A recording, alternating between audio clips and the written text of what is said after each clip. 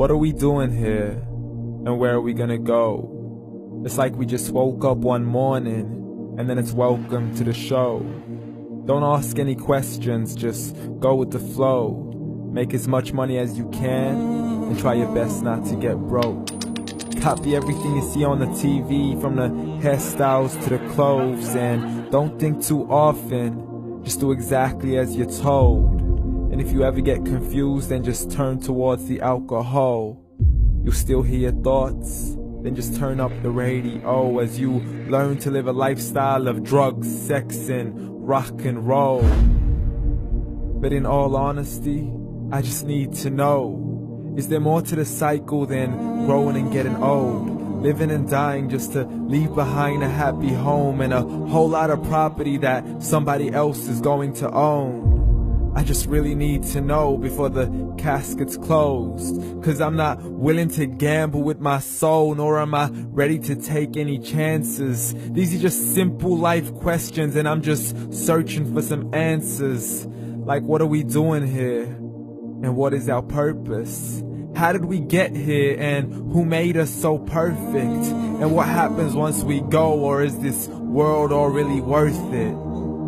Questions we don't answer because apparently we don't really have to. There's no purpose to this life and our existence is merely natural. Then in that case, please let me ask you, did you create yourself, or was it somebody else who had fashioned you? 'Cause you're a being that's impeccable, faultless and unparalleled. You're a product of supreme intelligence, and I'm merely being rational. For there isn't a camera on this earth that can come close to the human eye, nor a computer that can compete alongside the human mind. And if the whole world was to come together, we wouldn't be able to create a single fly. So many signs, yet we still deny. As science tries to justify that all this could come from none, when it's a simple sum. 0 plus 0 plus 0 cannot possibly ever give you 1. So from where did all this order come? But everything has its origins, a maker, a creator of its own. I mean, the only reason you're watching this video is because somebody had to press upload. So we can believe in the Big Bang, but I'd rather believe in He who caused it to explode. Allah, the creator of everything along with every single soul. The ever-living, the master, the only one who is in control. Unlike his creation, beyond our imagination. And no, he's not a man, nor does he have any partners in association. He's on his own. And no, he did not ever leave us alone. Just like every manufacturer, he left us with an instruction manual. The Quran and Islam, and I'm sorry to jump to conclusions, but it's the only one possible.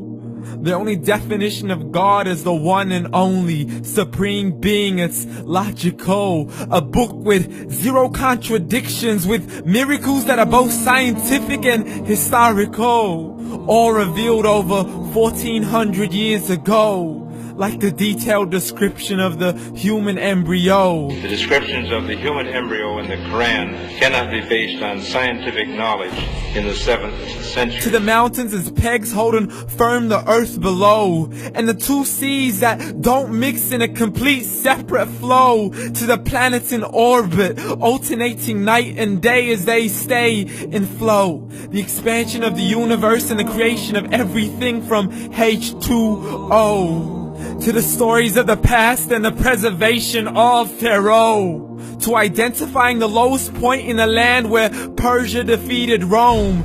The gushing fluid that created man in the glands between the ribs and the backbone. And not a word has changed, it's still the same. So please explain how all this was known over 1400 years ago. To a man who couldn't read or write as he would recite whatever the angels spoke. And if you still don't believe, please try to come up with something that's even close.